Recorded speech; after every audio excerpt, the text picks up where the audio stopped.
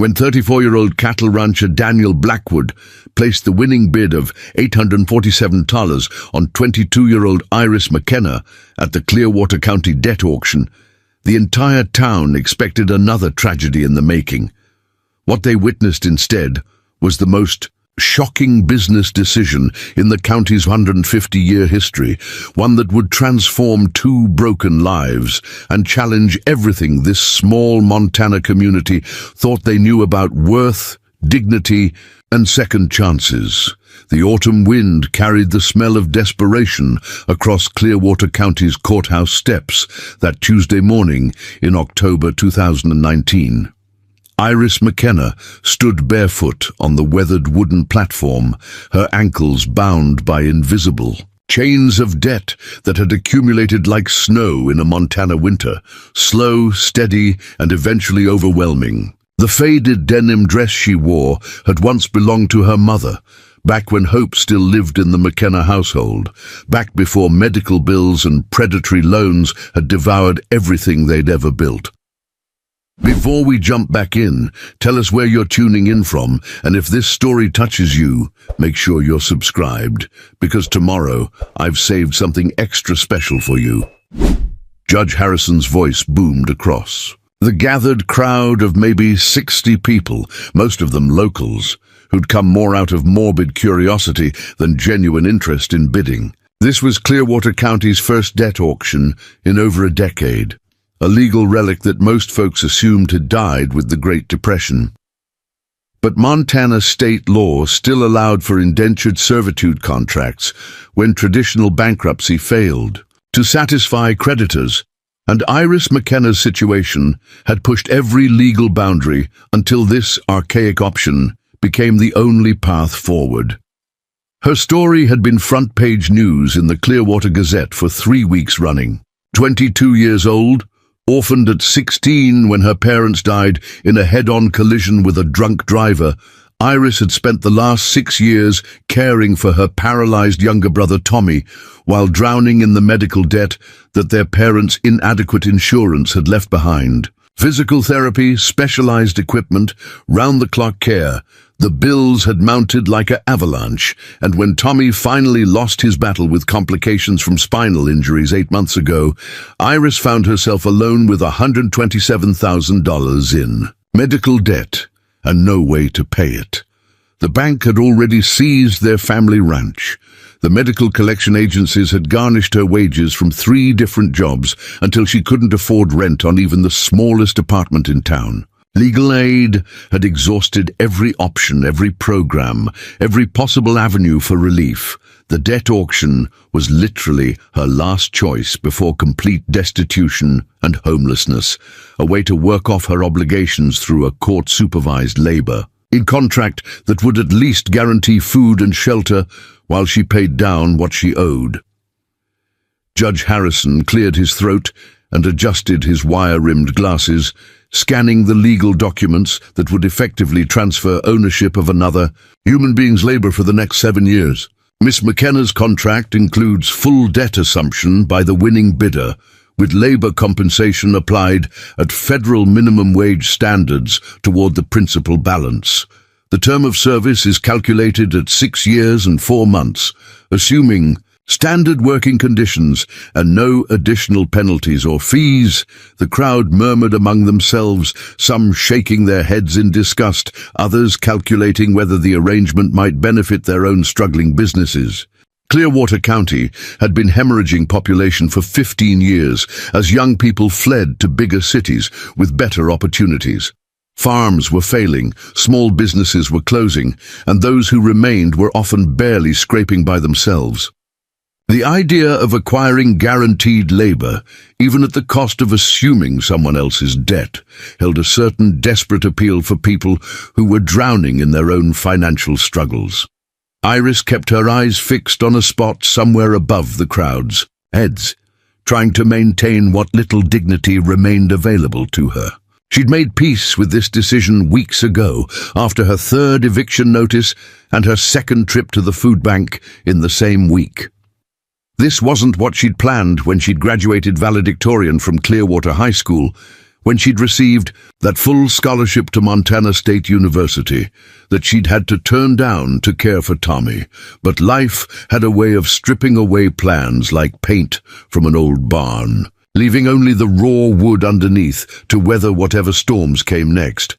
The bidding started at $200, offered half-heartedly by Jim Peterson, who owned the struggling hardware store on Main Street. Peterson had been hemorrhaging money since the new Walmart opened in the county seat 40 miles away, and his wife had been after him to find cheaper help for inventory and customer service. But his bid lacked conviction, more of a social obligation than genuine interest. "I hear $300, called out Martha Reynolds, who ran the town's only diner and had been working 16-hour days since her cook quit to take a job at the new casino. Martha's bid carried more weight. Everyone knew she was serious about business, and her diner was one of the few establishments in town that still turned a consistent profit. The price climbed slowly, reluctantly, as if each bidder was wrestling with their own conscience. $400 from the owner of the town's small medical clinic, who needed help with filing and patient care. $475 from the proprietor of the feed store, who was drowning in paperwork and inventory management. Each bid represented not just money, but years of Iris McKenna's life, years she would spend working to pay off debts that had never been her fault in the first place. As the bidding approached $600, something shifted in the crowd. The casual observers began to realize they were witnessing something unprecedented, something that would be talked about in Clearwater County for generations to come. Cell phones emerged from pockets as people began recording, some with obvious discomfort, others with the kind of morbid fascination that draws crowds to accidents and disasters. Iris felt the weight of those stares, the whispered conversations, the judgment that hung in the air like smoke from a distant fire. She thought about her parents, about what they would think if they could see her now. She thought about Tommy, who'd spent his final months apologizing for the burden his care had placed on their family, as if love could ever be a burden, as if caring for the people you love could ever be anything but a privilege and an honor. That's when she saw him for the first time, standing at the back of the crowd like a shadow given form. Daniel Blackwood wasn't a tall man, maybe 5'10", but he carried himself with the kind of quiet presence that comes from years of hard work and harder decisions. His dark hair was streaked with premature silver at the temples, and his hands bore the calluses and scars that marked him as someone who'd never been afraid to bleed for what he believed in. He wore a simple black coat over worn jeans and boots that had seen more honest work than most people's entire wardrobes. Daniel had been standing there for the entire auction, watching with an expression that was impossible to read. He hadn't moved, hadn't spoken, hadn't given any indication that he was there for anything other than morbid curiosity. But something in his posture, something in the way he held his shoulders, suggested a man wrestling with a decision that would define the rest of his life. The Blackwood Ranch had been in Daniel's family for 4 generations, 2,800 acres of prime cattle country that had once supported a herd of over 500 head and employed a dozen ranch hands. But the last 5 years had been catastrophic for small ranchers throughout Montana. Drought had decimated the grazing land. Beef prices had fluctuated, widely due to trade wars and market manipulation by corporate agriculture. A devastating fire in 2017 had destroyed nearly half his infrastructure, and insurance had covered barely 60% of the rebuilding costs. Daniel was down to 127 head of cattle and no employees except himself. The bank was breathing down, his neck about missed mortgage payments, and he'd already sold off 400 acres to a development company just to keep the creditors at bay. He was 34 years old and facing the very real possibility that he would be the Blackwood who lost everything his great-grandfather had built from nothing. Preparing and narrating this story took us a lot of time, so if you are enjoying it, subscribe to our channel. It means a lot to us now. Back to the story. But Daniel's presence at the auction wasn't about acquiring cheap labor for his struggling ranch. He'd grown up hearing stories about his great-great-grandmother, Sarah Blackwood, who'd been sold into indentured servitude in Ireland before making her way to Montana in the 1890s. Sarah had worked 7 years to pay off her passage to America, 7 years during which she was treated as property rather than a person. When she'd finally earned her freedom, she'd sworn that no member of her family would ever allow such injustice to flourish if they had the power to prevent it. Daniel had inherited more than land from his ancestors. He'd inherited their sense of moral obligation, their understanding that some things mattered more than money, more than comfort, more than personal convenience. Watching Iris McKenna stand on that platform, seeing the resignation in her posture and the quiet dignity with which she faced her circumstances, Daniel felt the weight of 4 generations of Blackwood values pressing down on his shoulders like a physical force. The bidding had reached 750s, with Martha Reynolds and the medical clinic owner engaged in a reluctant back and forth that suggested neither of them really wanted to win. Each bid came slower than the last, as if the bidders were hoping someone else would step forward and relieve them of this uncomfortable responsibility. $750 going once, Judge Harrison called out, his voice carrying the weight of legal authority and personal discomfort. Harrison had been presiding over Clearwater County legal proceedings for 18 years, and he'd never imagined he would be conducting a debt auction in the 21st century.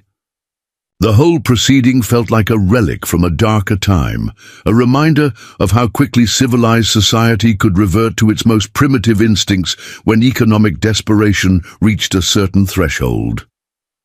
$750 going twice, the judge continued, scanning the crowd for any last-minute bidders. The silence that followed felt pregnant with possibility and regret, the kind of silence that precedes life-changing decisions and irreversible consequences.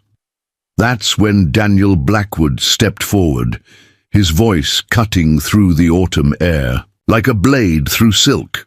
$847, he said, his tone steady and clear, carrying across the courthouse steps with the kind of authority that comes from absolute certainty.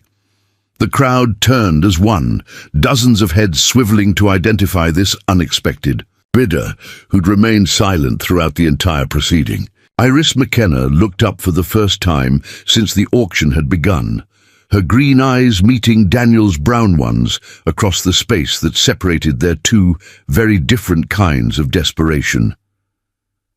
Daniel had chosen 840 settlers for a specific reason, though. He would never explain it to anyone except Iris herself. It was exactly $127 more than the previous bid, representing the $127,000 in medical debt that had destroyed her life.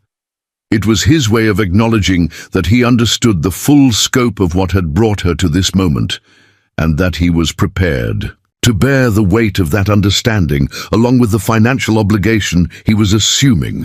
Judge Harrison blinked in surprise, consulting his paperwork to ensure he'd heard correctly. $847 is the bid. Do I hear any other bids? He waited the customary 30 seconds, scanning the crowd for any last-minute challenges to Daniel's offer. None came. Martha Reynolds shook her head and stepped back, recognizing something in Daniel's posture that suggested this was no longer a business transaction, but something far more personal and profound. $847 going once, the judge called out. Going twice. He raised his gavel, the wooden hammer that would seal Iris McKenna's fate for the next 6 years and 4 months.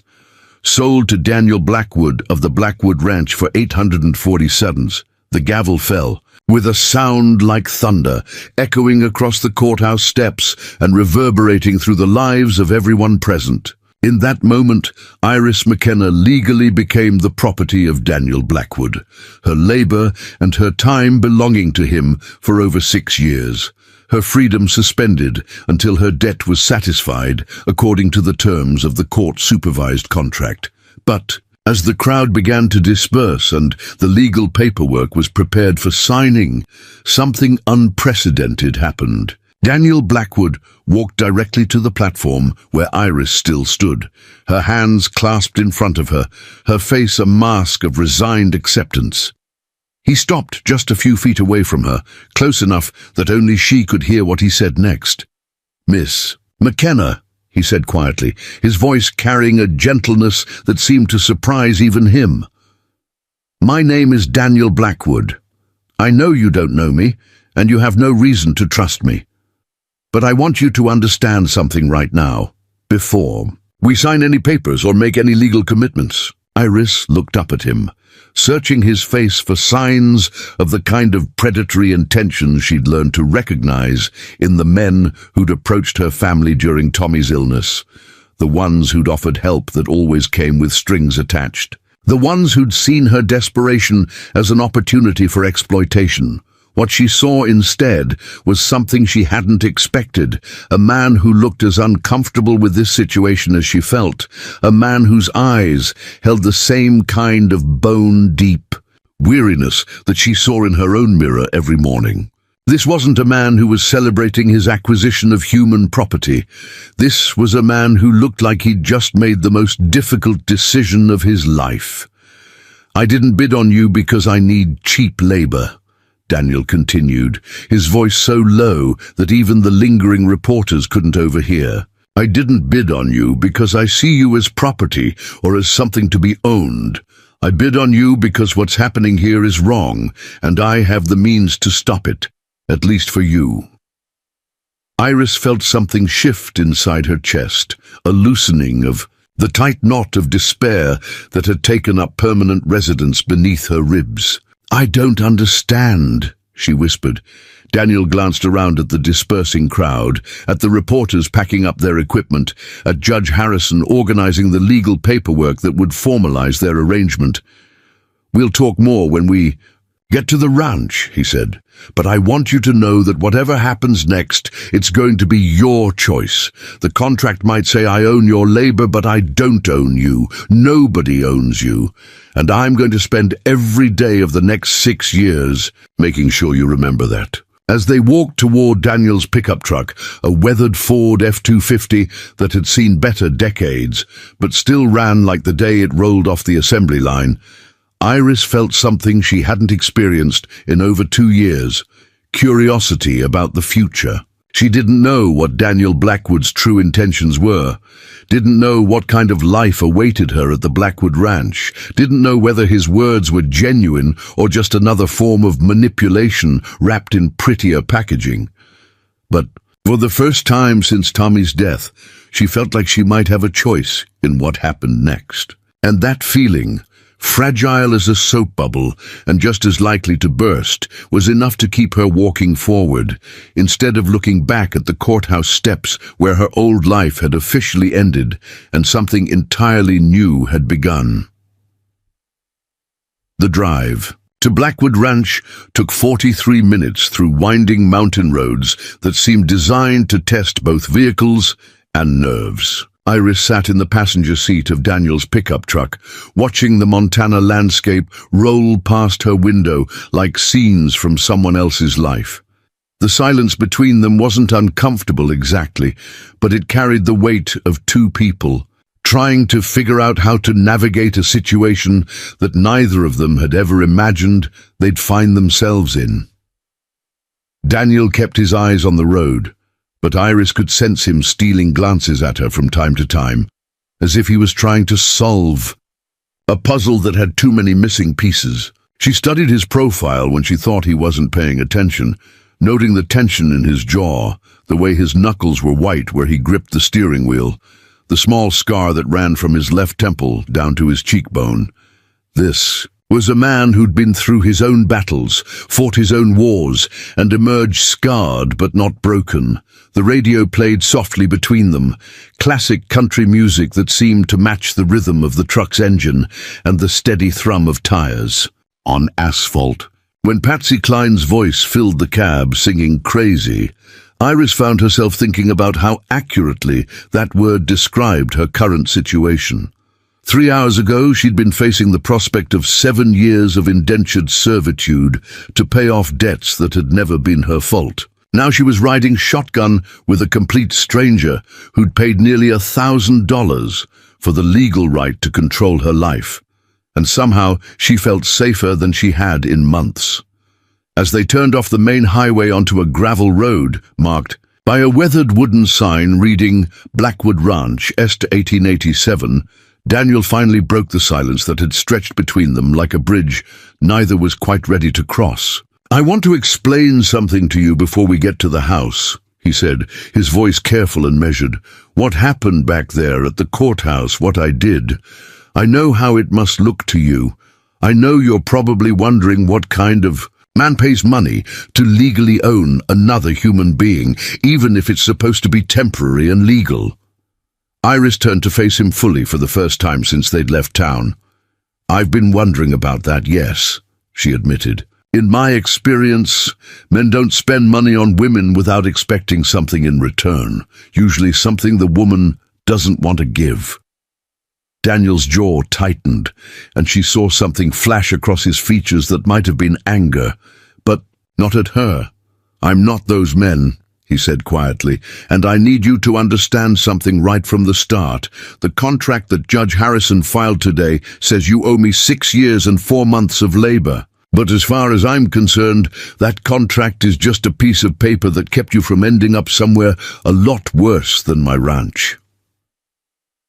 The truck rounded a bend in the gravel road, and suddenly the Blackwood Ranch spread out before them like something from a postcard. The main house was a 2-story log structure that had been built to last generations, with a wraparound porch and windows that reflected the late afternoon sun like gold. Beyond the house, Iris could see a red barn that looked like it had been recently repaired, several smaller outbuildings, and pastures that stretched toward the mountains in the distance where cattle grazed in the golden autumn light. But even from a distance, she could see signs of the struggle that Daniel had alluded to. Sections of fence that needed repair, equipment that looked older than it should be, and most tellingly, the vast emptiness of pastures that should have been filled with more cattle than the small herd she could see scattered across the nearest. "The field. It's beautiful," Iris said, and meant it. After months of living in cramped apartments and homeless shelters, the open space felt like being able to breathe again. "It was," Daniel replied, and she heard a note of loss in his voice that resonated with her own experience of watching everything important slip away, despite your best efforts to hold on. "My great-grandfather built the main house in 1887 with logs he cut himself from trees that grew on this land. 4 generations of Blackwoods have worked this ranch, raised their families here, buried their dead in the family cemetery beyond that ridge. He pulled the truck up to the main house and turned off the engine, but made no move to get out. Instead, he turned to face Iris directly, his brown eyes serious and intent. "The ranch is failing," he said bluntly. "I'm going to lose it within the next 2 years, unless I can figure out a way to turn things around. I've got 127 head of cattle when I should have 500. I'm behind on mortgage payments, equipment loans, and property taxes. The bank is being patient with me because my family has been good customers for over a century, but patience only stretches so far." Iris felt a familiar knot of anxiety forming in her stomach. She'd heard variations of this speech before, usually followed by requests for favors or sacrifices that she couldn't afford to make. "What does that have to do with me?" she asked. "Everything," Daniel said. "Because I have an idea that could save both of us, but it's going to require you to trust me in ways that probably don't make sense, given how we met." He opened his door and stepped out of the truck, walking around to open her door before she could do it herself. The gesture was so automatic, so ingrained, that she realized it probably wasn't performed for her benefit, but simply because that's how Daniel Blackwood had been raised to treat women. There was something oddly comforting about that kind of unconscious courtesy. They walked up the front steps together, and Daniel opened the heavy wooden door to reveal an interior that managed to be both rustic and welcoming. The main room featured exposed log walls, hardwood floors that had been worn smooth by generations of boots, and furniture that looked handmade and built to last. A stone fireplace dominated one wall, and Iris could see through to a kitchen that looked like it had been designed by someone who actually cooked rather than just heated up frozen dinners. "This is home," Daniel said simply. "Has been for my family for 132 years, and I'd like it to be your home too, for as long as you want it to be." Iris set down the single duffel bag that contained everything she owned in the world and looked around the room. It was bigger than any place she'd lived since her parents died, cleaner than anywhere she'd been able to afford in the last 2 years, and filled with the kind of solid, permanent furniture that spoke of stability and generations of family history. "Where do you want me to sleep?" she asked, because in her experience that was always the first question that needed to be answered when dealing with men who'd acquired power over her circumstances. Daniel pointed toward a staircase that led to the second floor.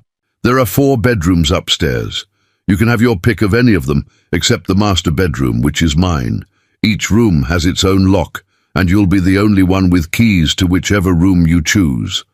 The relief that flooded through Iris was so intense that she had to sit down on the nearest chair to keep her knees from giving out. In every other situation she'd faced over the last 2 years, sleeping arrangements had been either communal, temporary, or came with expectations that made her skin crawl. The idea of having her own space, her own lock, her own sanctuary, was almost too good to believe. "What's the catch?" she asked, because there was always a catch. Daniel walked over to the kitchen and put on a pot of coffee, moving with the easy confidence of a man who was completely comfortable in his own space. "The catch is that I need your help with something that's either going to save this ranch or finish destroying it," he said.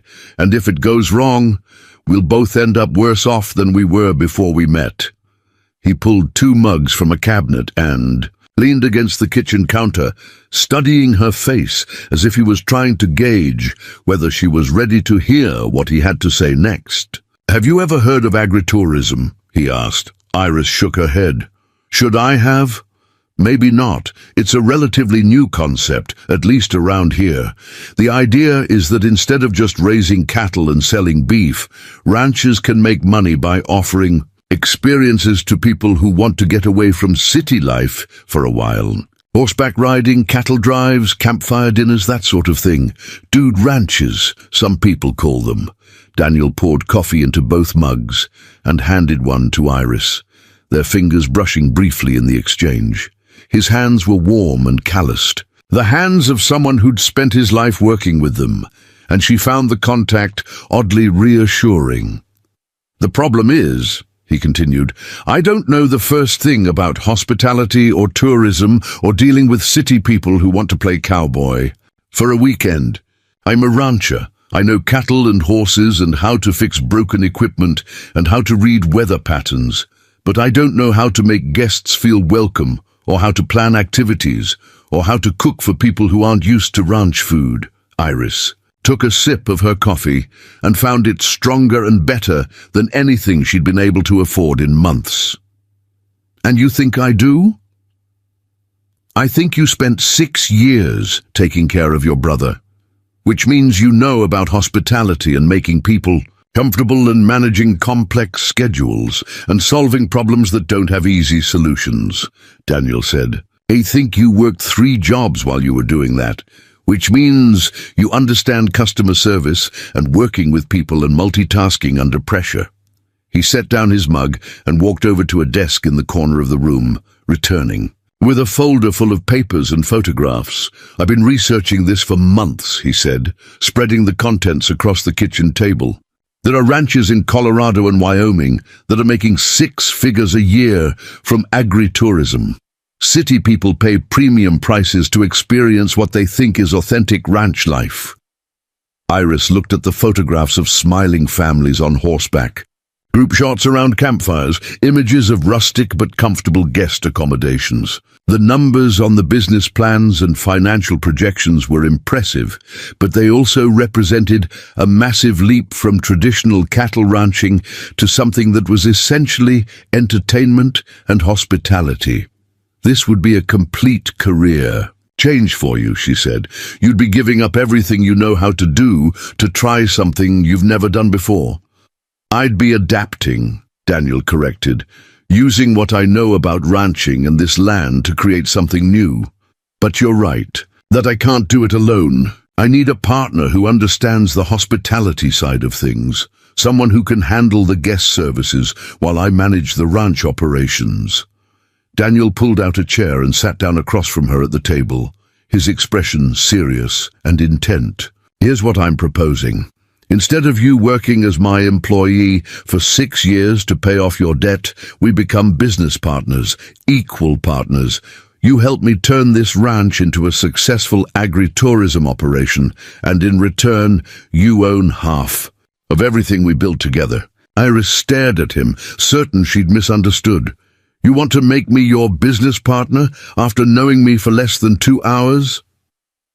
"I want to make you my business partner because I've spent the last 2 hours watching you, and I can see that you're exactly the kind of person who could make this work," Daniel said. "You're careful and observant. You ask the right questions.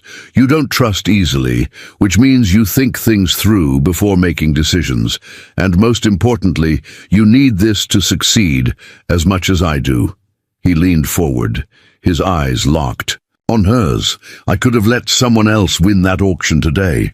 I could have let you become Martha Reynolds' kitchen help or Jim Peterson's store clerk. But I didn't, because I recognized something in you that I've been looking for without knowing it." "What's that?" "Someone who's been knocked down but not knocked out. Someone who's lost everything but hasn't lost the will to fight for something better." Daniel's voice was quiet but intense. "I think you and I are the same kind of person, Iris. We're survivors. And I think together we might be able to build something that neither of us could manage alone." Iris looked down at the papers scattered across the table, at the photographs of happy families and successful businesses, at the financial projections that suggested the possibility of not just survival, but actual prosperity. It was the kind of opportunity she'd never imagined would be offered to someone in her position, the kind of chance that people like her weren't supposed to get. "What if it doesn't work?" she asked. "What if we try this and fail and lose everything?" Daniel was quiet for a long moment, considering his answer. "Then we failed together," he said finally. "And at least we'll fail trying to build something meaningful instead of just trying to survive." He stood up and walked over to the window that looked out over the ranch, his hands clasped behind his back as he gazed at the mountains in the distance. "My great-great-grandmother came to this country as an indentured servant," he said. "She worked 7 years to pay off her passage to America, 7 years during which she was treated as property rather than a person. When she finally earned her freedom, she used every penny she'd managed to save to buy this land." Daniel turned back to face Iris, and she could see the weight of family history in his expression. She always said that the difference between surviving and thriving was having someone believe in your potential even when you couldn't see it yourself. Today, at that courthouse, I saw your potential. I saw someone who'd been beaten down by circumstances but not broken by them. Iris felt tears prick at the corners of her eyes, the first tears she'd allowed herself to shed in months. "You don't know me," she whispered. "You don't know what I'm capable of, or whether I'm worth taking a chance on." "Maybe not," Daniel admitted, "but I know that you spent 6 years sacrificing everything to take care of your brother. I know that you worked 3 jobs while managing his medical care. I know that when you were faced with the choice between bankruptcy and indentured servitude, you chose the option that at least guaranteed you could work to pay off debts that were never your fault in the first place. He walked back over to the table and sat down across from her again. That tells me everything I need to know about your character, your work ethic, and your integrity. The rest we can figure out together. Daniel pulled a legal pad from the folder and began sketching out rough plans.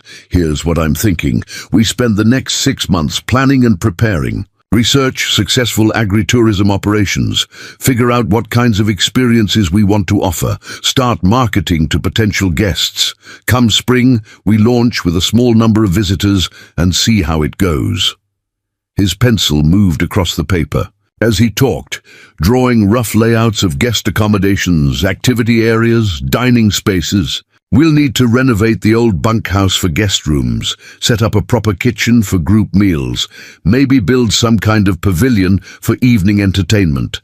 It'll take most of our available cash and a lot of sweat equity, but it's doable.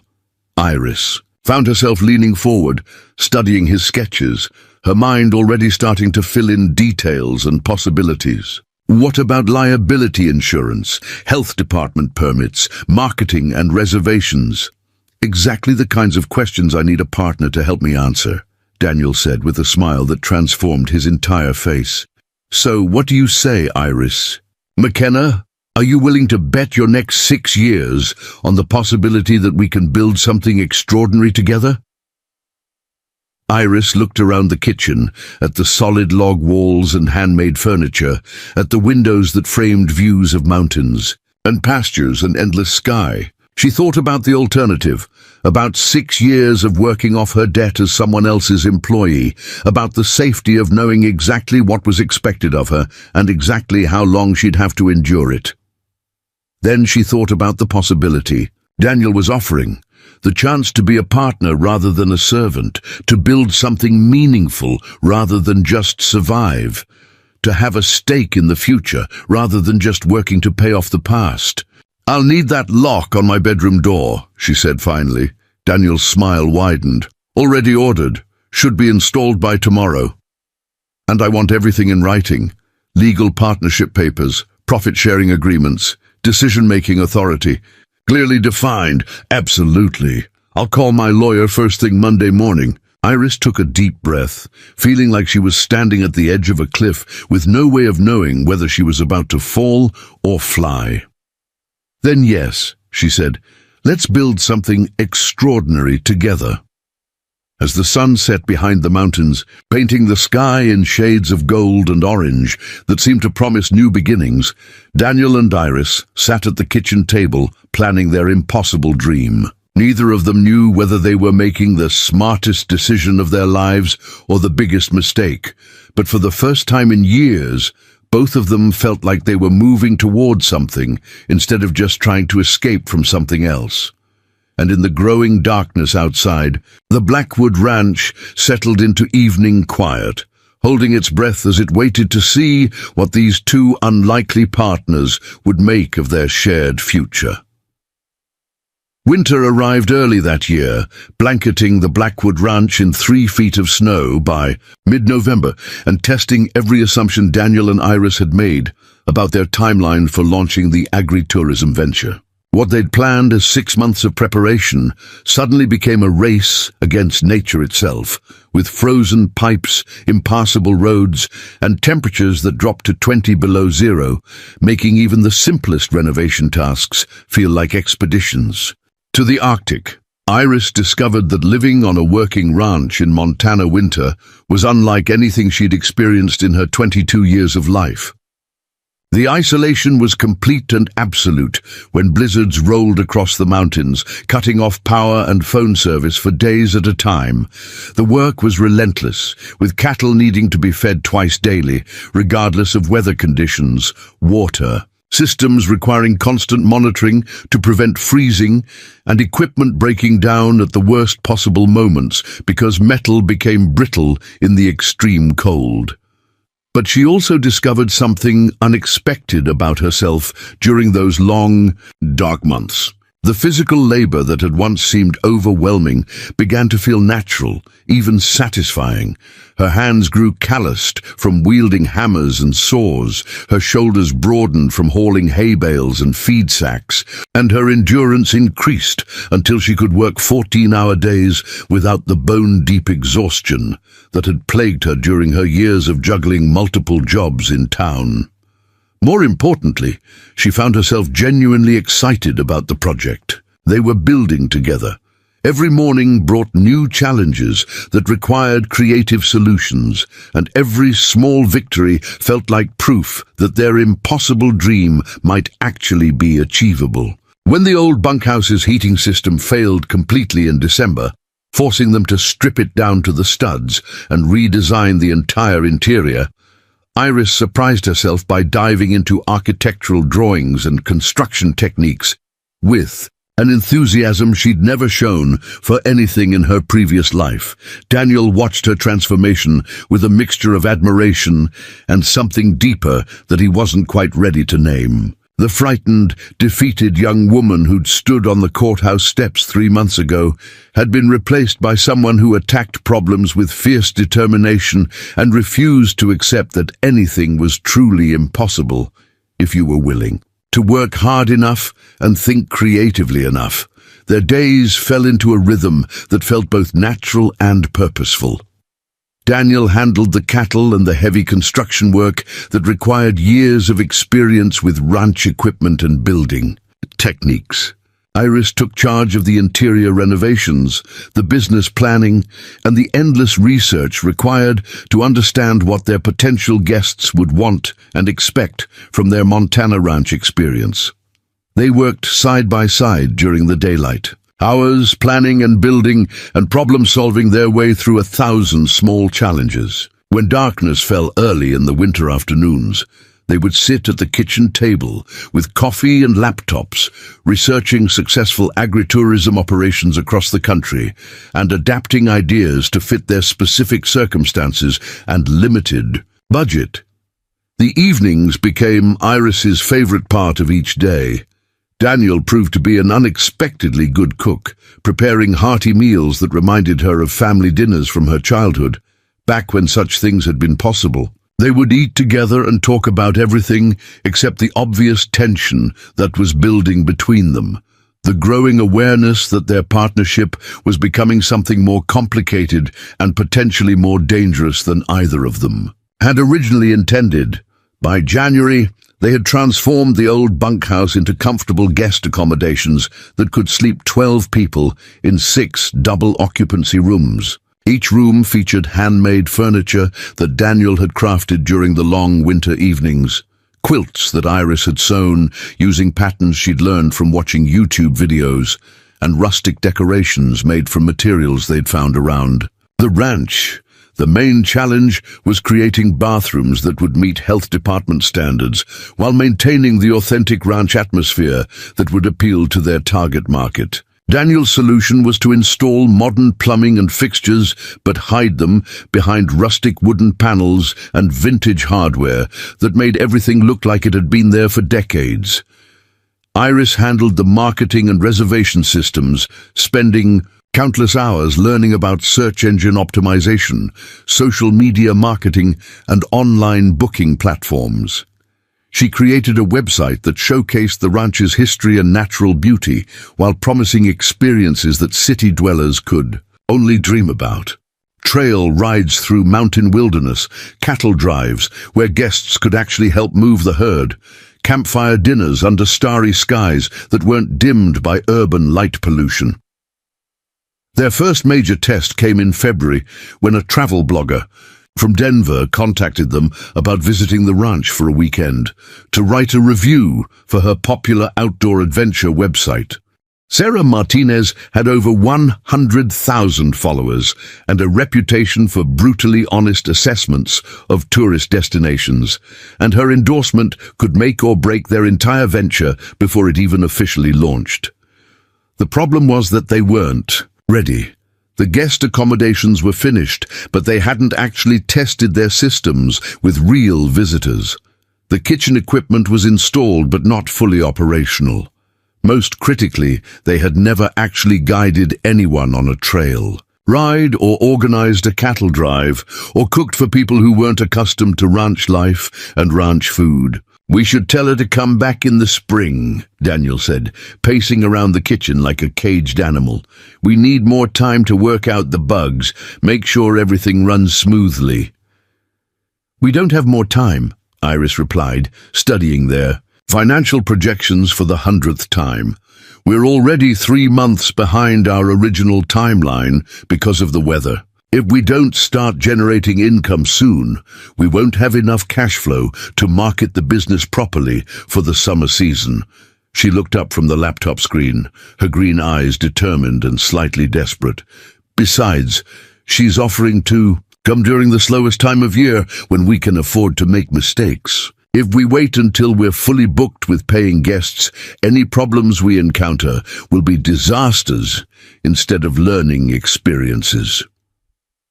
Daniel stopped pacing and leaned against the kitchen counter, studying her face with the intensity that she'd learned meant he was working through a complex problem.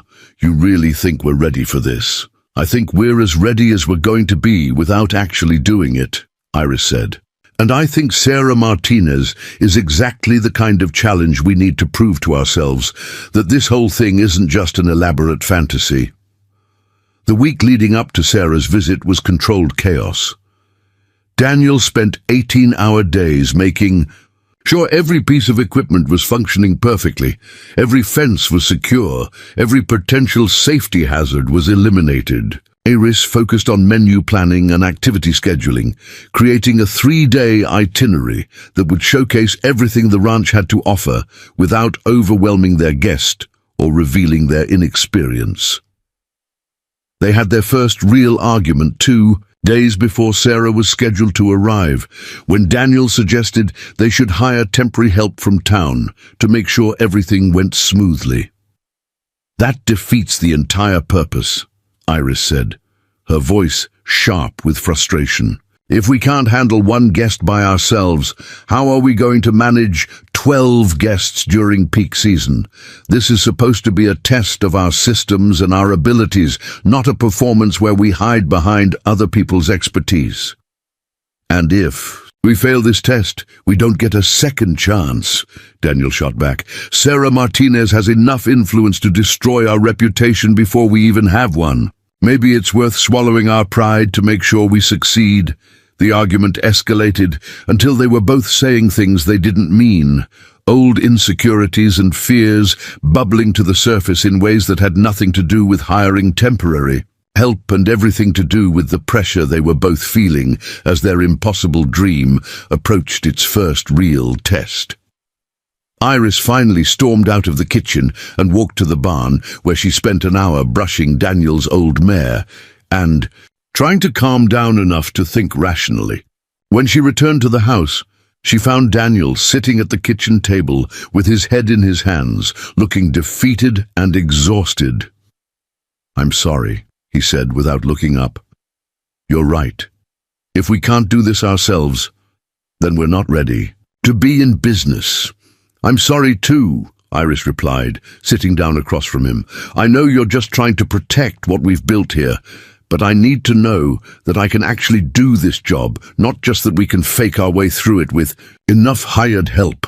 Daniel looked up at her and she saw something in his expression that made her chest tighten with an emotion she wasn't ready to examine too closely.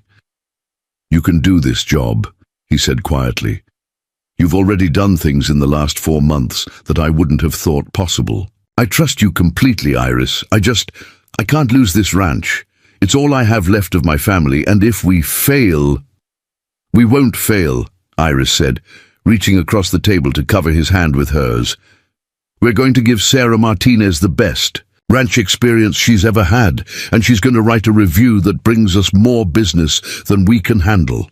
The contact of their hands, skin against skin, sent electricity shooting up Iris's arm and straight to her heart. Daniel's eyes widened slightly, and she realized he felt it too. This dangerous chemistry that had been building between them all winter, but which neither of them had been willing to acknowledge. She pulled her hand back quickly. But the moment hung in the air between them like smoke from a fire that was threatening to burn out of control. Sarah Martinez arrived on a Friday afternoon in February, driving a rented SUV through snow-packed roads that would have deterred most city visitors. She was younger than Iris had expected, maybe 30, with short dark hair and the kind of athletic build that suggested she spent more time hiking mountains than sitting behind a computer. "This place is incredible," Sarah said, as Daniel helped her carry her bags into the main guest room.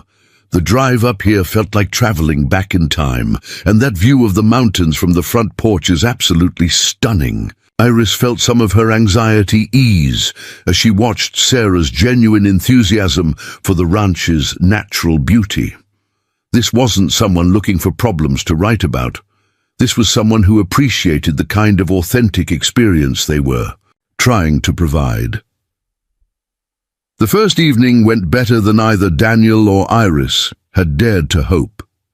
Sarah was fascinated by the ranch's history and asked thoughtful questions about everything from the original homestead buildings to the current cattle operation. Dinner was a success. Grilled steaks from their own beef, roasted vegetables from Iris's winter garden, and homemade bread that Sarah declared was better than anything she'd eaten in Denver's fanciest restaurants.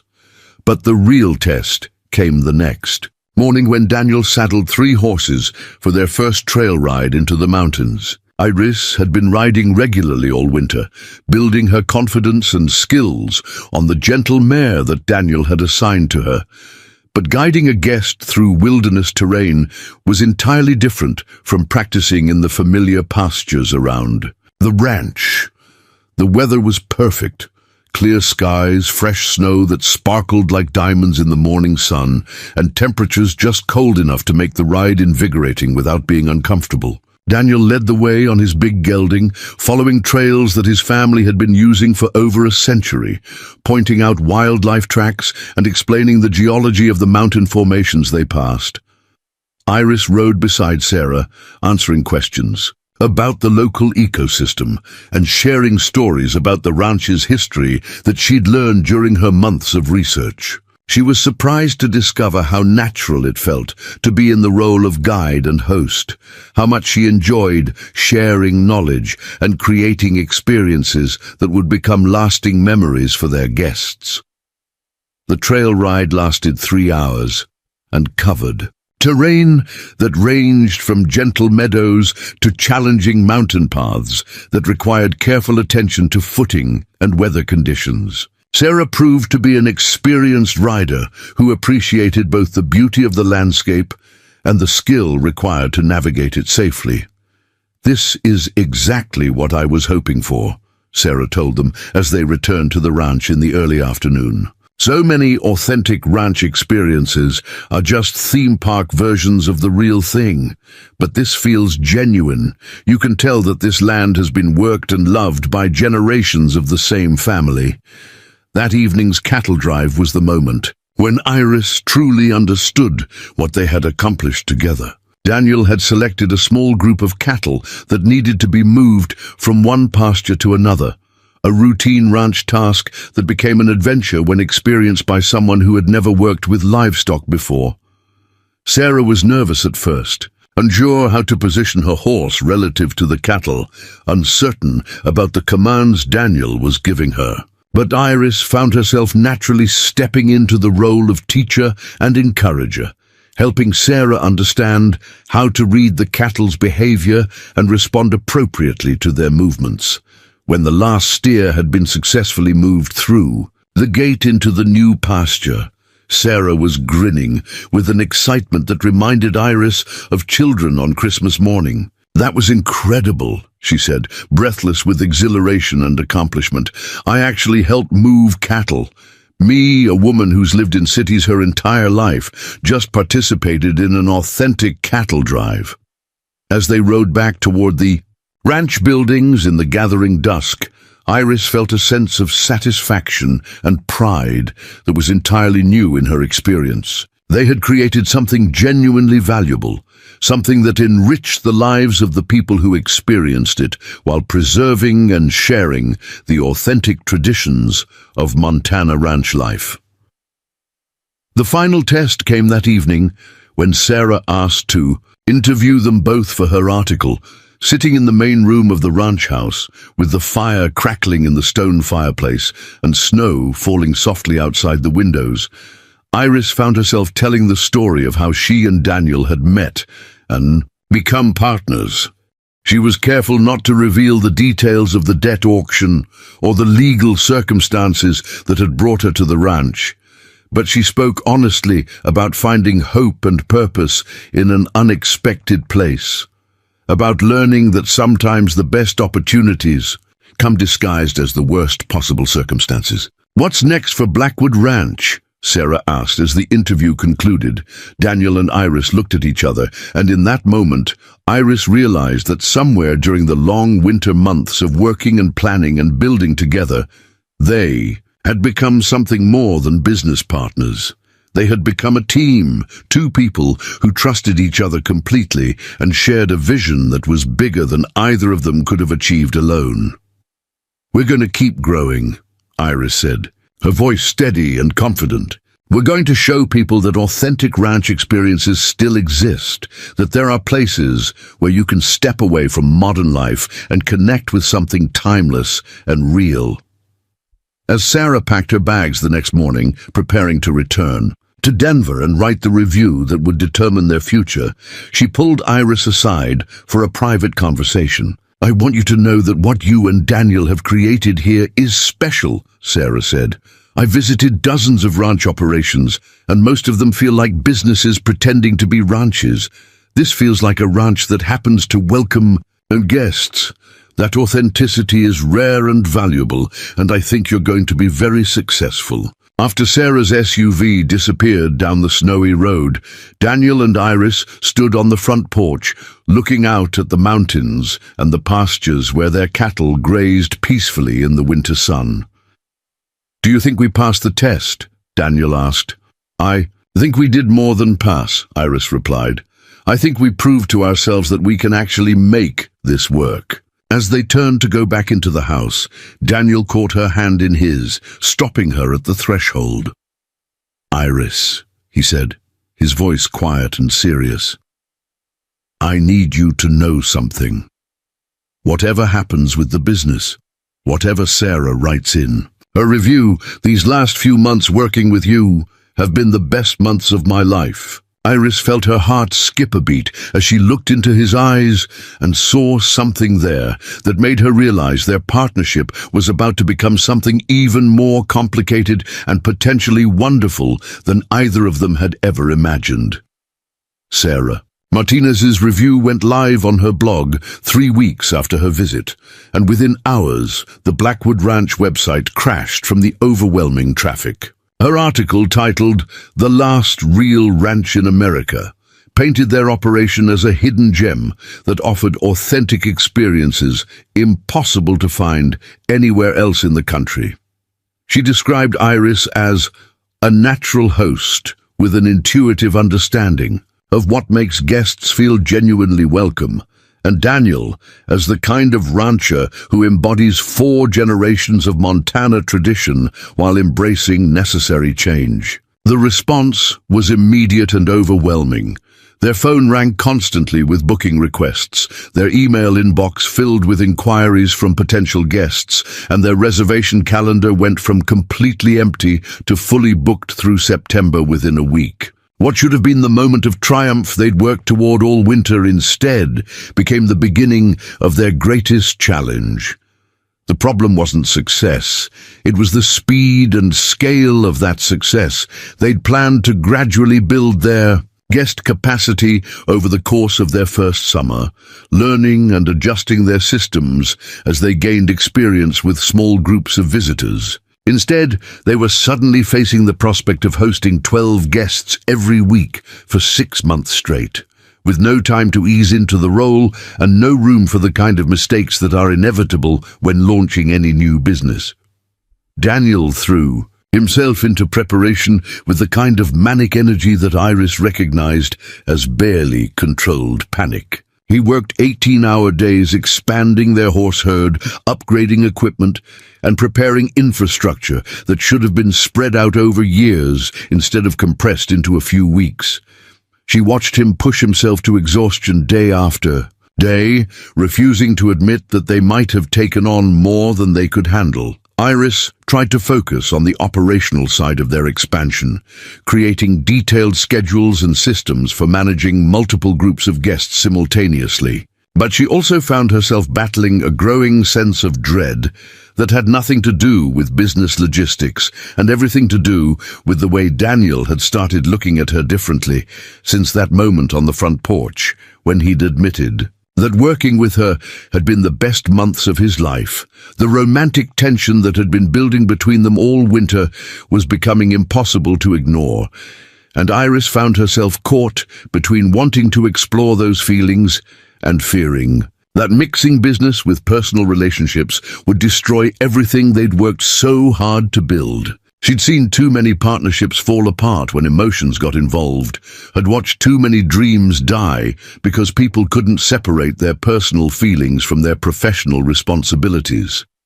The first crack in their carefully constructed facade appeared in early April when Daniel hired Jake Morrison, a local ranch hand who'd worked for several operations in the valley and had experience with guest services. Jake was everything that Daniel wasn't: smooth, charming, comfortable with small talk and social situations that made Daniel withdraw into himself.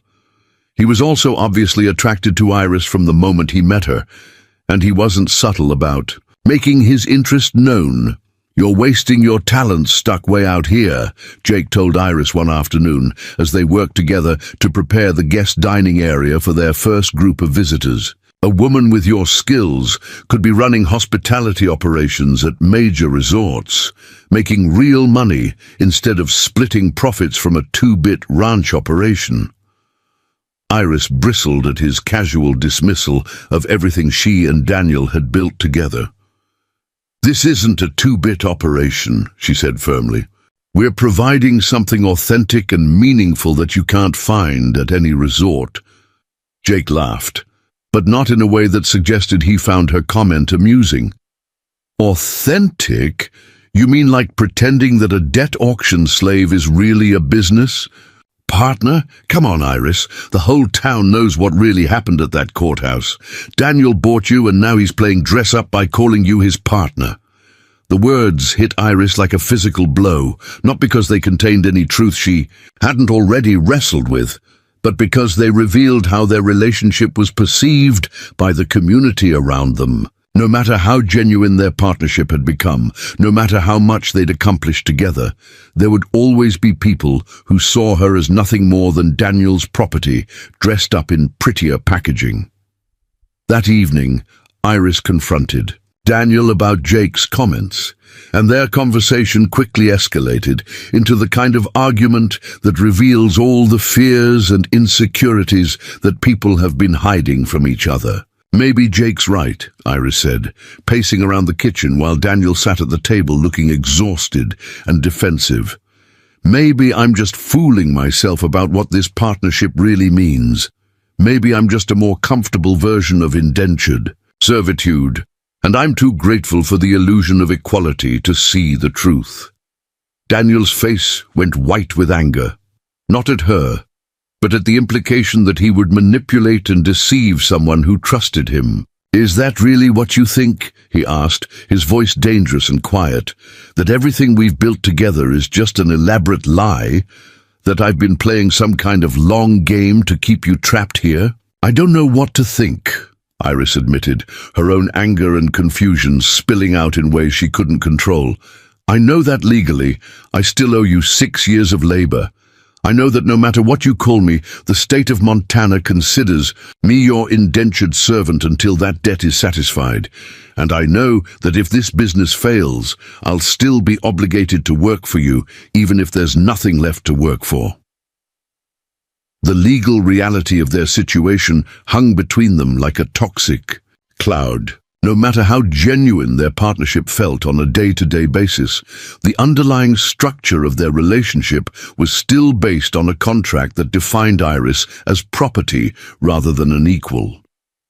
Daniel had never used that legal authority to control or manipulate her, but the potential for abuse was always there, hidden beneath the surface of their collaboration. "What do you want me to do?"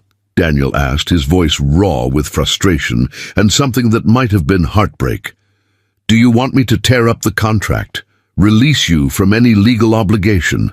Because I'll do that right now if it means you'll stop looking at me like I'm some kind of predator who's been taking advantage of your desperation." Iris stopped pacing and stared at him, suddenly understanding that they'd reached a crisis point that would determine not just the future of their business, but the nature of their relationship going forward. "I want to know that you see me as an equal," she said quietly. "Not as someone you rescued, not as someone who owes you gratitude for not being worse than you could have been, but as someone who brings as much value to this partnership as you do." "You bring more value than I do," Daniel said, standing up from the table and walking toward her with an intensity that made her heart race. "You're the reason this business is going to succeed. You're the reason I've been able to imagine a future that's better than just surviving from one season to the next. You're the reason I wake up every morning excited about what we're building, instead of just dreading another day of watching everything fall apart." He stopped just inches away from her, close enough that she could see the exhaustion and desperation in his eyes, close enough that she could feel the heat radiating from his body. "And you're the reason I've been lying awake at night trying to figure out how to tell you that I'm in love with you without destroying everything we've worked for." The confession hung in the air between them like a lit fuse, dangerous and inevitable, and about to explode everything they thought they understood about their relationship. Iris felt her breath catch in her throat as she realized that the feelings she'd been fighting all winter weren't one-sided, that the growing attraction and emotional connection she'd been trying to deny was mutual and powerful and terrifying in its implications. Before she could respond, before either of them could fully process what Daniel had just admitted, the kitchen door burst open and Jake Morrison stumbled in, obviously drunk and clearly angry about something that had happened in town. Well, Jake slurred, looking back and forth between Daniel and Iris with a knowing smirk that made Iris's skin crawl. "Looks like I interrupted something intimate. Should I come back later, or do you want to finish your little romantic scene in front of an audience?" Daniel's entire body went rigid with barely controlled fury. "Get out," he said, his voice so low and dangerous that even Jake seemed to realize he'd crossed a line. "Relax, boss," Jake said, raising his hands in mock surrender. "I'm just here to let you know that your little secret is out. The whole town's talking about how Daniel Blackwood is playing house with his auction slave, pretending she's his business partner while he takes advantage of her legal obligation to stay here and service his needs." The crude implication in Jake's words was the final straw. Daniel moved faster than Iris had ever seen him move, crossing the kitchen in 2 strides and grabbing Jake by the front of his shirt. "Say another word," Daniel growled, "and I'll throw you off this ranch so hard you'll bounce." But the damage was already done. Jake's drunken rambling had confirmed Iris's worst fears about how their relationship was perceived by the outside world, and it had poisoned the moment when Daniel had finally admitted his feelings for her.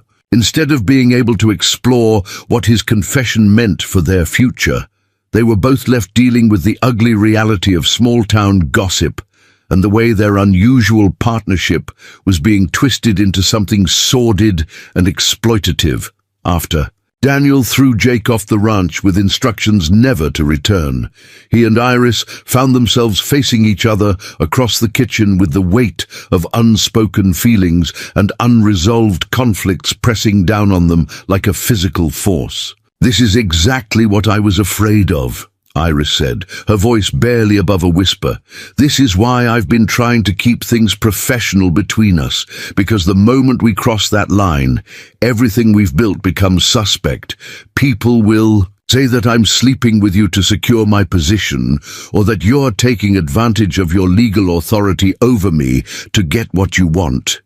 Daniel ran his hands through his hair, looking older and more defeated than she'd ever seen him. "So what do we do?" he asked. "Do we pretend that we don't have feelings for each other? Do we go back to being just business partners and ignore everything that's been building between us all winter?"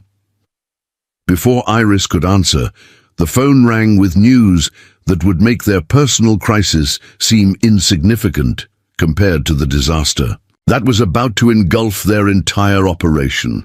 The caller was Dr. Rebecca Foster, the veterinarian who'd been treating their cattle herd, and her voice was tight with professional concern and personal sympathy. "Daniel," Dr. Foster said, "I need you to quarantine your entire herd immediately. We've just confirmed an outbreak of bovine tuberculosis at the Patterson Ranch, and according to the State Agriculture Department's tracking records, some of their cattle were pastured adjacent to your north section last fall." The implications of her words hit Daniel like a physical blow. Bovine tuberculosis was a highly contagious disease that could spread rapidly through cattle herds and jump to humans under certain conditions. If any of their cattle tested positive, the entire herd would have to be destroyed, their meat would be unsellable, and their ranch would be under quarantine for months or possibly years.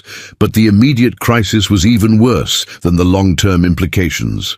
They had their first group of guests arriving in less than 2 weeks, and a tuberculosis quarantine would make it impossible to offer any of the cattle-related activities that were the centerpiece of their agritourism operation. Trail rides through pastures with infected livestock, cattle drives that could spread the disease, and ranch meals featuring potentially contaminated beef would all be completely off-limits. "How long before we know for sure?"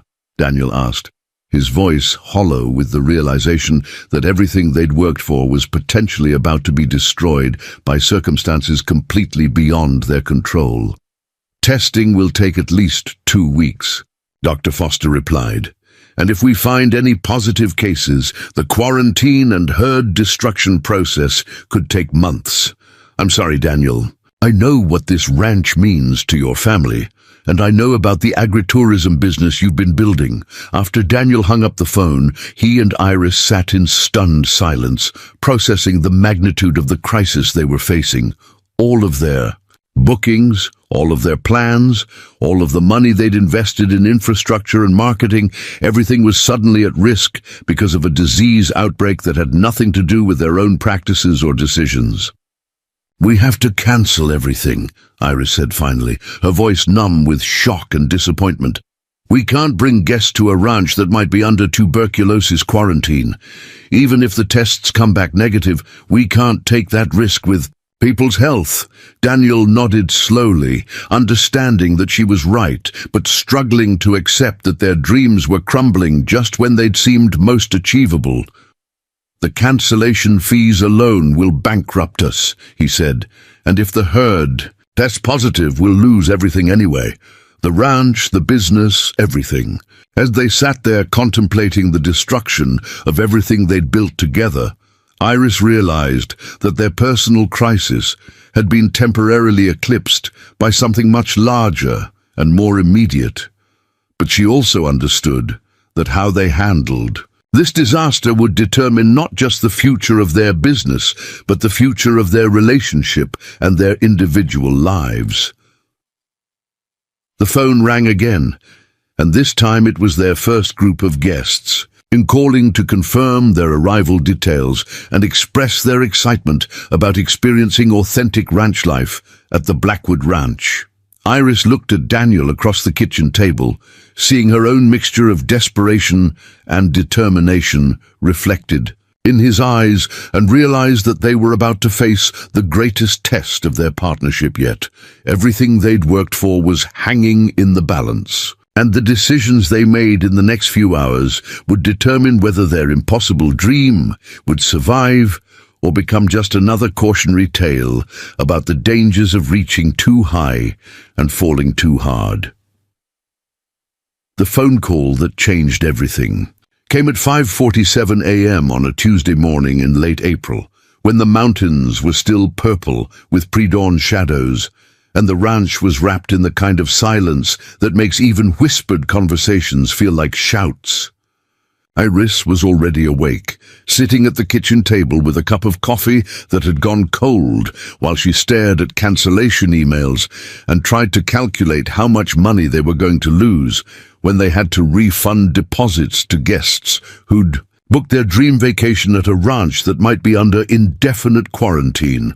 Daniel answered the phone on the second ring, his voice hoarse from another sleepless night spent wrestling with impossible decisions and unspoken feelings. "Doctor." Foster's voice crackled through the early morning air with news that neither of them had dared to hope for. "The preliminary tests are back," she said, and Iris could hear the relief in her tone, even from across the kitchen. "Your entire herd tested negative for bovine tuberculosis. We'll need to run confirmatory tests in 30 days. But as of right, now there's no evidence of infection at Blackwood Ranch." The reprieve felt like being pulled back from the edge of a cliff at the last possible moment. Daniel sat heavily in his chair, the phone still pressed to his ear, looking like a man who'd been holding his breath for 2 weeks, and finally remembered how to exhale. Iris felt tears of relief streaming down her face as she realized that their cattle were safe, their ranch wouldn't be quarantined, and their agritourism business might actually survive this crisis. But even as they celebrated the medical reprieve, both of them understood that they were still facing challenges that could destroy everything they'd worked for.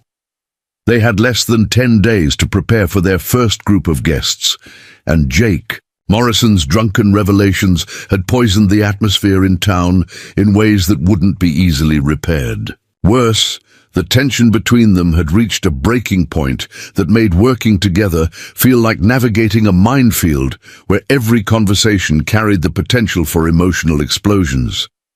The solution came from an unexpected source. Martha Reynolds, the diner owner who'd bid against Daniel at the original auction, appeared at their front door that afternoon with a proposal that was equal parts business opportunity and peace offering.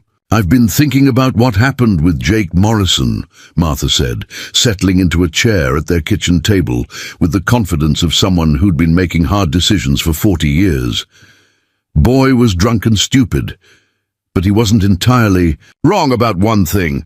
This town's full of people who don't understand what you two have built here, and they're going to keep talking until they find something else to gossip about." Iris poured coffee for all three of them, grateful for Martha's directness, but uncertain where the conversation was heading. Martha had always been known for speaking her mind, but she'd also been one of the bidders at the auction, which made her perspective on their relationship complicated at best. "The thing is," Martha continued, "I've been watching you both for the last 6 months, and what I see is two people who've created something remarkable together. That ranch of yours has been dying for years, Daniel, and now it's more alive than it's been since your grandfather's time. And Iris, you've gone from someone who looked like she'd given up on life to someone who lights up when she talks about what you're doing here." Martha leaned forward, her expression serious and intent. "But you're right to be worried about the gossip and the legal complications. People in small towns have long memories for scandal, and there's always going to be someone ready to tear down what others have built." Daniel set down his coffee mug with more force than necessary. "So what are you suggesting? That we just accept that people are going to think the worst of us no matter what we do?" "I'm suggesting that you take control of the narrative before someone else does it for you," Martha replied, "and I'm suggesting that you let me help you do it." Martha's proposal was audacious in its simplicity and terrifying in its implications. She wanted to feature Blackwood Ranch as the centerpiece of a new marketing campaign for Clearwater County tourism, positioning them as an example of how traditional Montana ranching could adapt and thrive in the modern economy. The campaign would include professional photography, video testimonials, and media coverage that would tell their story on their own terms rather than letting others define it for them. But the campaign would also require complete transparency about how their partnership had begun, including the debt auction and the legal circumstances that had brought them together. Instead of hiding from the uncomfortable truth of their relationship's origins, Martha was proposing that they embrace it as a story of redemption and transformation that could inspire others facing seemingly impossible circumstances. People love comeback stories, Martha explained. They love seeing good triumph over bad circumstances, and they love believing that second chances are possible. But you have to be willing to be completely honest about where you started and how far you've come. The idea both thrilled and terrified Iris. The prospect of controlling their own narrative, of telling their story in ways that emphasized their achievements rather than their unusual beginnings, was appealing beyond measure. But it also meant exposing themselves to scrutiny and judgment on a scale they'd never experienced, opening their lives to strangers who might not understand or appreciate the complexity of their situation. Daniel was even more hesitant about Martha's proposal. The Blackwood family had always been intensely private, handling their problems internally and avoiding the kind of public attention that Martha was suggesting. The idea of turning their personal story into marketing material felt like a betrayal of everything his ancestors had stood for. "What if it backfires?" Daniel asked. "What if we open ourselves up to this kind of scrutiny and people decide that what we're doing is wrong or exploitative or fake? What if the attention destroys the very thing we're trying to protect?" Martha smiled, and Iris saw something in her expression that reminded her of her own grandmother, the kind of wisdom that comes from decades of watching people make both good and bad decisions under pressure. "Daniel," Martha said gently, "you can't protect something by hiding it forever. What you and Iris have built here is too valuable to keep secret, and it's too fragile to survive without support from people who understand what you're trying to accomplish." The decision to move forward with Martha's campaign wasn't made in a single conversation or a dramatic moment of revelation. Instead, it evolved over several days of discussion and soul-searching, as Daniel and Iris wrestled with questions that went to the heart of who they were and what they wanted their future to look like. The turning point came when they received a call from their first scheduled guests, a family from Chicago who'd been planning their Montana ranch vacation for over a year. The father, David Chen, was a surgeon who'd been working 80-hour weeks and desperately needed time to reconnect with his wife and 2 teenage daughters. When he called to confirm their reservation, his excitement and anticipation were so genuine that Iris felt the weight of responsibility settling on her shoulders like a physical force.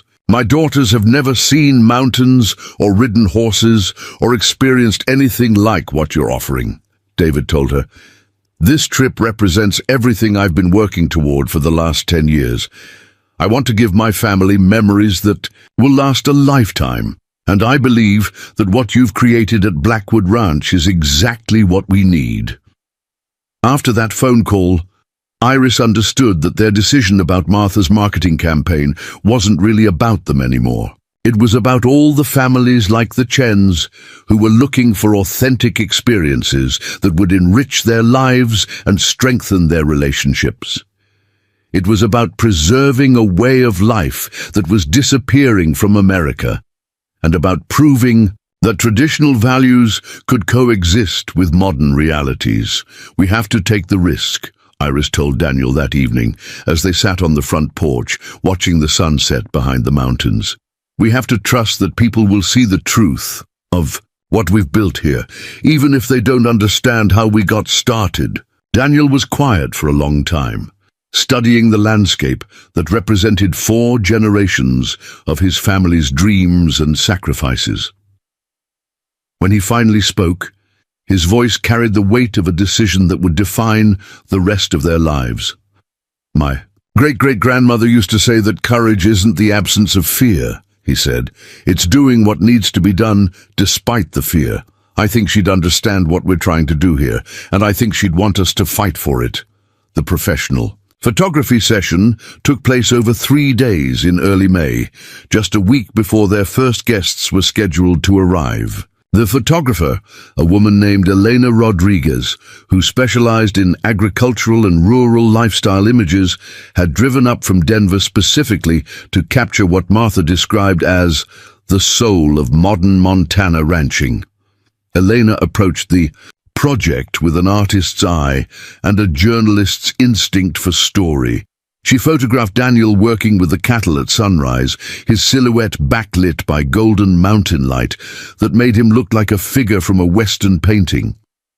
She captured Iris in the renovated bunkhouse, arranging wildflowers in mason jars and preparing rooms that would welcome guests from around the world.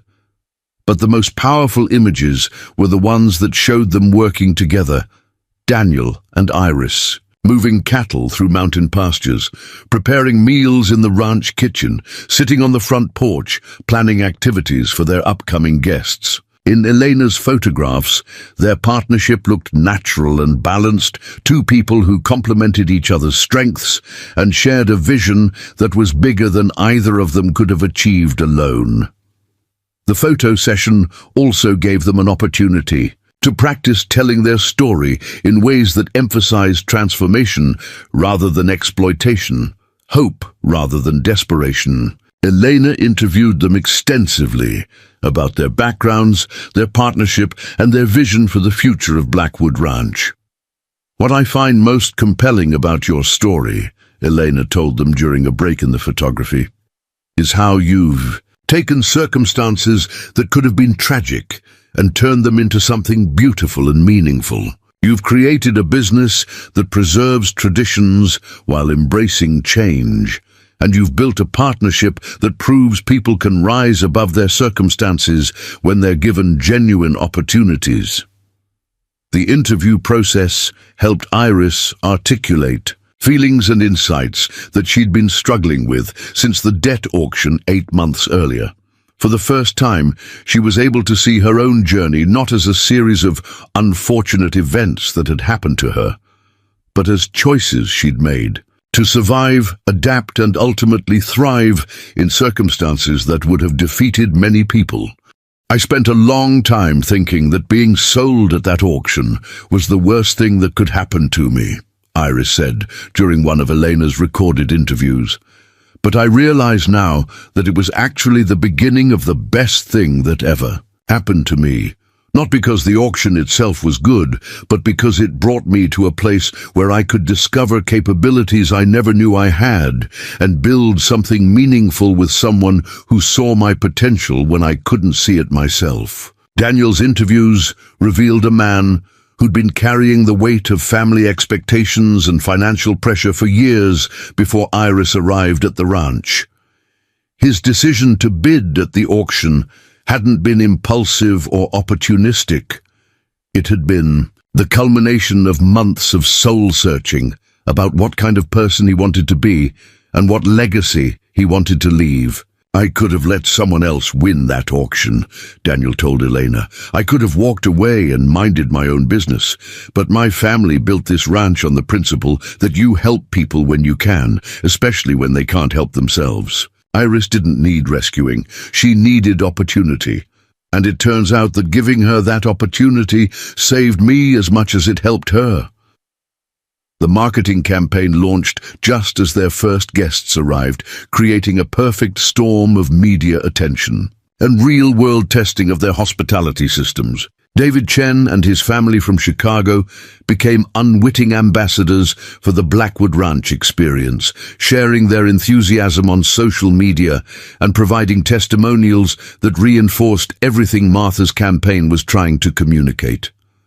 But the real test came when a reporter from the Billings Gazette arrived unannounced, having heard about the ranch through the marketing campaign and wanting to investigate the story behind the success. Sarah Mitchell was an investigative journalist with a reputation for uncovering uncomfortable truths that people preferred to keep hidden, and her arrival at the ranch sent both Daniel and Iris into a state of controlled panic.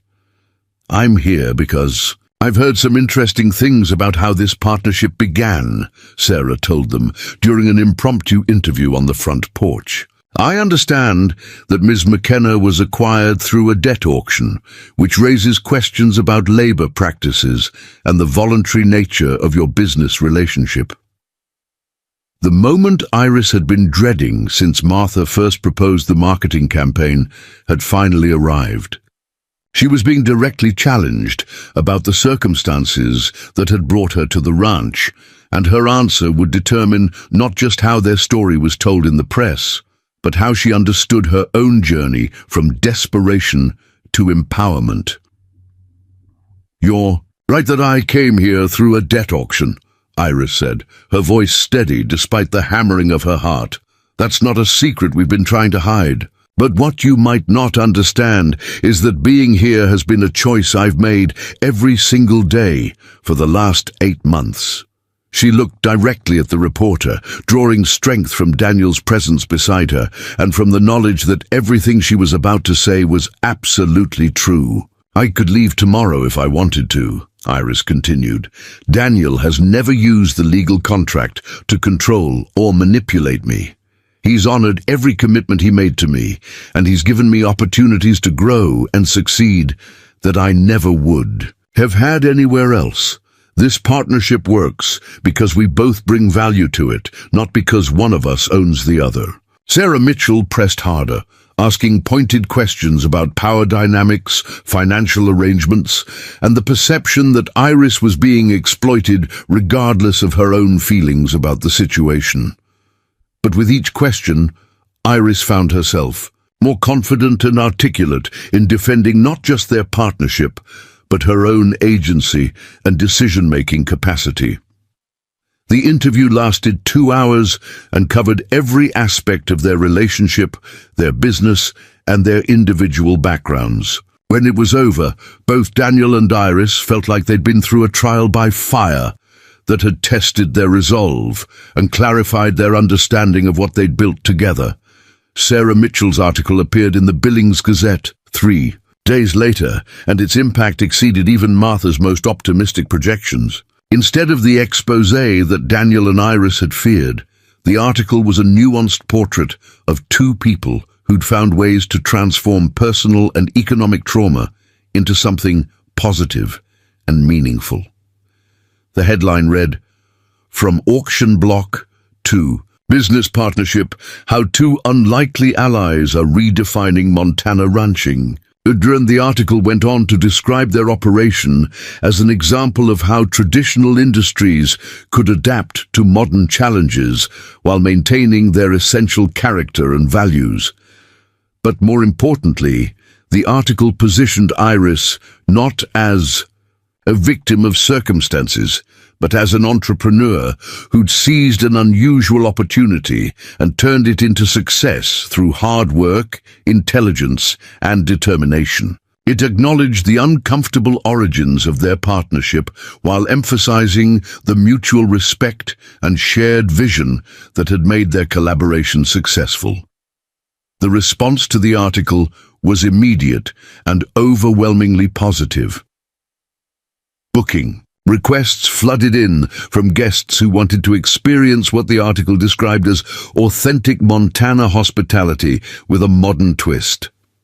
Tourism boards from neighboring counties reached out about featuring Blackwood Ranch in regional marketing campaigns. Most significantly, other debt auction survivors contacted them, asking for advice about how to transform their own circumstances into opportunities for advancement.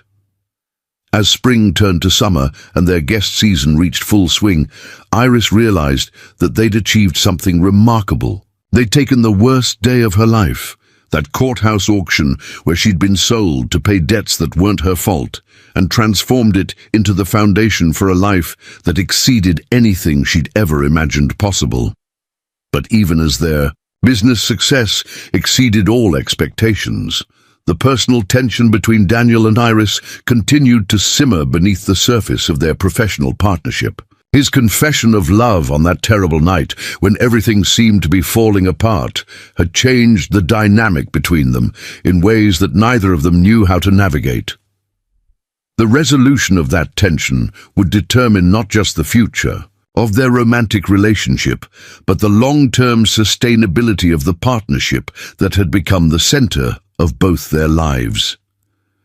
The envelope arrived on a Thursday morning in late August, delivered by certified mail to the Blackwood Ranch with the kind of official weight that immediately commanded attention. Iris signed for it while Daniel was out checking the irrigation system, and she knew from the return address, the law offices of Harrison, Mitchell and Associates, that this was the moment they'd both been anticipating and dreading for months.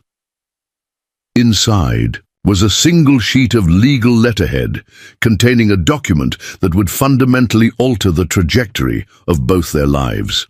The letter was brief, formal and life-changing.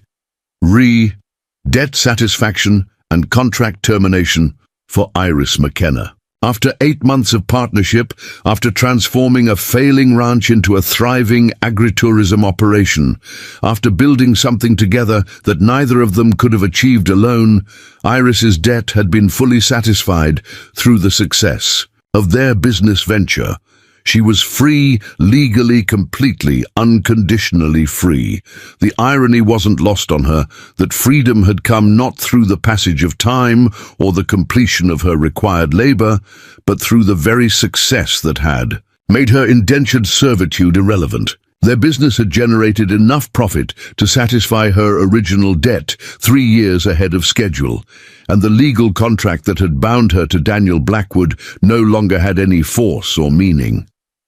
Iris sat at the kitchen table holding the letter, watching dust motes dance in the afternoon sunlight that streamed through windows that she'd cleaned, in a kitchen where she'd prepared thousands of meals, in a house that had become more of a home to her than anywhere she'd ever lived. The document in her hands represented everything she'd dreamed of during those dark months before the auction: the restoration of her legal autonomy, the end of her obligation to another person, the freedom to make choices about her future without considering anyone else's needs or desires.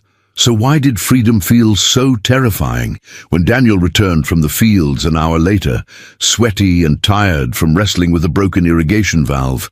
He found Iris still sitting at the table with the letter spread out in front of her like evidence in a trial where she was both judge and jury. "What's that?" he asked, though something in her posture already told him that their carefully constructed world was about to shift in ways that neither of them could control. "My debt is satisfied," Iris said simply, sliding the letter across the table to him. "According to this, I've been legally free for the last 2 weeks. The lawyer just needed time to file the paperwork with the court." Daniel read the document twice, his expression carefully neutral in the way that Iris had learned meant he was processing information that was too complex or emotionally charged to react to immediately. When he finally looked up at her, his eyes held a mixture of emotions that she couldn't fully decipher. "Congratulations," he said quietly. "This is what you've been working toward since the day we met." The words were correct and appropriate, but they carried an undertone of loss that made Iris's chest tighten with an emotion she wasn't ready to examine. Daniel was genuinely happy for her freedom, but he was also bracing himself for the possibility that freedom would mean the end of everything they'd built together. "What happens now?" Iris asked, though she wasn't sure she wanted to hear the answer. Daniel set the letter down and walked to the kitchen window, looking out at the ranch that had been transformed over the past 8 months from a struggling cattle operation into something that resembled the tourism destination they'd envisioned during those long winter nights of planning and dreaming. The guest accommodations were full for the next 6 weeks, with reservations extending into October, and early bookings already coming in for the following year. Their reputation had spread far beyond Sarah Mitchell's newspaper article. generating coverage in travel magazines and lifestyle blogs that positioned Blackwood Ranch as a premier destination for authentic Western experiences. More importantly, they'd achieved something that went beyond business success. They'd created an operation that honored the ranch's four-generation history while adapting to contemporary realities, preserving traditional ranching culture while making it accessible and relevant to people from completely different backgrounds and experiences. "I guess that depends on what you want to do," Daniel said, still facing the window. "You're free to go anywhere, do anything. You could start your own business, go back to school, move to a city where there are more opportunities. For someone with your skills." He turned around to face her, and Iris saw in his expression the same vulnerability that had been there on that terrible night when he'd confessed his feelings for her, when everything had seemed to be falling apart and he'd risked destroying their partnership by admitting that it had become something more than professional collaboration. "Or," Daniel continued, his voice careful and measured, "you could stay. Not because you have to, not because there's a legal contract that requires it, but because you choose to, because you want to keep building what we've started here." The offer hung between them like a bridge that she could either cross or burn, and Iris realized that this moment represented the most important decision of her life. Not because of its practical implications. She'd already proven that she could succeed in the hospitality and tourism industry, but because it would define who she was and who she wanted to become. For 8 months, she'd been able to tell herself that she was staying at the ranch because she had no choice, that her partnership with Daniel was a matter of legal obligation rather than personal preference. The debt satisfaction document had stripped away that comfortable fiction, forcing her to confront the truth about her own feelings and desires. What would staying look like, she asked, though part of her already knew the answer. Daniel walked back to the table and sat down across from her, the same position they'd occupied during hundreds of conversations about business plans and guest schedules and equipment purchases. But this conversation was different because it was about them, about the future they might build together if they were both brave enough to admit what they wanted.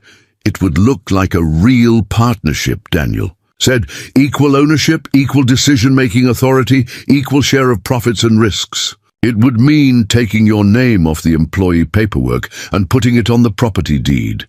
It would mean that this ranch belongs to both of us, not just legally, but in every way that matters. He reached across the table and covered her hand with his, the same gesture that had sent electricity through both of them during those early months when they were still figuring out how to work together without acknowledging the attraction that was building between them. And it would mean that we stop pretending that this is just a business relationship, Daniel continued, his voice softer now, but more intense. It would mean admitting that what we've built here is more than a successful enterprise. It's a life, Iris. It's the kind of life that I never thought I'd be lucky enough to have, and I don't want to lose it just because a piece of paper says you don't have to stay anymore. Iris felt tears threatening at the corners of her eyes, not from sadness, but from the overwhelming realization that she'd found something she hadn't even known she was looking for. The ranch had become her home, not because she'd been forced to accept it, but because it was the first place where she'd been valued for her contributions rather than pitied for her circumstances. Daniel had become more than her business partner, more than the man who'd rescued her from a desperate situation. He'd become the person who believed in her potential when she couldn't see it herself, who challenged her to grow and change and become someone stronger than she'd ever imagined possible. "I'm scared," Iris admitted, her voice barely above a whisper. "I've never had real choices before, never had the freedom to make decisions based on what I wanted instead of what I had to do to survive. What if I make the wrong choice? What if I stay for the wrong reasons or leave for the wrong reasons? Daniel's grip on her hand tightened, not possessively but reassuringly, the touch of someone who understood that the most important decisions are often the most frightening ones. "There are no wrong reasons," he said. "There are only honest reasons and dishonest ones. The question isn't whether staying or leaving is objectively right or wrong. The question is what feels true to who you are and who you want to become." Iris looked around the kitchen that had become the heart of their operation, seeing not just the physical space, but the memories layered within it. Late-night planning sessions when they dreamed about possibilities that seemed impossible. Early morning coffee before heading out to work with the cattle or prepare for incoming guests. Quiet dinners after long days when they'd been too tired to talk but comfortable enough in each other's presence that silence felt like conversation. She thought about the guests who'd stayed with them over the summer. Families from cities who'd never experienced the kind of authentic hospitality that she and Daniel provided together. She remembered the letters they'd received from people whose vacations at Blackwood Ranch had become treasured family memories. Proof that what they'd created together had value that extended far beyond profit margins and business success. Most importantly, she thought about the woman she'd become over the past 8 months, the confident, capable person who could manage complex logistics, solve problems under pressure, and create experiences that enriched other people's lives. That woman had emerged not despite her circumstances, but because of them. Not in spite of her partnership with Daniel, but because of it. "I know what I want," Iris said, her voice gaining strength as she spoke. "I want to stay. Not because I have to, not because I'm grateful for being rescued, but because this is where I belong. This ranch, this business, this life we've built. Together. It's mine as much as it's yours, and I'm not ready to walk away from something that we created together." Daniel's smile was like sunrise after the longest night, transforming his entire face with relief and joy, and something deeper that Iris finally recognized as love that had been held in check for months by circumstances and timing, and the fear of destroying something precious by wanting too much too soon. "There's something else I want," Iris continued, feeling braver now that she'd committed to staying, ready to risk everything on the possibility that the feelings she'd been fighting were mutual and real, and worth the vulnerability that came with admitting them. "I want to find out what happens when two people who've been afraid to trust their feelings finally stop being afraid. I want to discover whether what we've built as partners can become something even better as more than partners." Daniel stood up from his chair and walked around the table to where she sat, extending his hand to her with the same gesture he'd used 8 months ago when he'd helped her down from the courthouse platform. But this time, she wasn't taking his hand because she had no other choice. She was taking it because she wanted to, because she was choosing him and the life they could build together. "Iris McKenna," Daniel said, his voice formal and playful at the same time. "Would you like to be my partner in every sense of the word? Would you like to help me run this ranch not as my employee or my obligation, but as my equal and my whatever? It comes after partner when partner isn't a big enough word anymore?" "Yes," Iris said, standing up and stepping closer to him, close enough that she could see the gold flecks in his brown eyes, close enough that when he cupped her face in his calloused hands it felt like coming home to a place she'd never been but had always been looking for. Yes to all of it. Yes to the ranch. Yes to the partnership. Yes to finding out what comes after partner. When Daniel kissed her, it tasted like freedom and choice and the kind of future that's built on mutual respect rather than legal obligation. It tasted like the coffee they'd shared during 1,000 morning conversations and the Montana air they'd breathed while working side by side through every season of challenge and growth. 6 months later, on a perfect October morning when the aspens were gold against the mountain sky, Daniel and Iris were married on the front porch of the ranch house, surrounded by guests who'd become friends and neighbors who'd become family. Martha Reynolds catered the reception, Elena Rodriguez photographed the ceremony, and Sarah Mitchell wrote a follow-up article titled "From Business Partners to Life Partners, the Blackwood Ranch Love Story." But the real story wasn't the wedding or the media coverage or even the continued success of their agritourism operation. The real story was simpler and more profound. Two people who'd found each other in the worst of circumstances had chosen to build something beautiful together, not because they had to, but because they wanted to. As Iris danced with her husband on the porch where they'd spent countless evenings planning their impossible dream, she realized that the best part of freedom wasn't the ability to leave. It was the power to choose to stay, to commit, to build a future based on love rather than obligation. The Blackwood Ranch continued to thrive, but more importantly, so did the people who transformed it from a struggling cattle operation into proof that sometimes the most broken situations can become the foundation for the most beautiful lives. Up next, you've got two more standout stories right on your screen. If this one hit the mark, you won't want to pass these up. Just click and check them out, and don't forget to subscribe and turn on the notification bell so you don't miss any upload from us.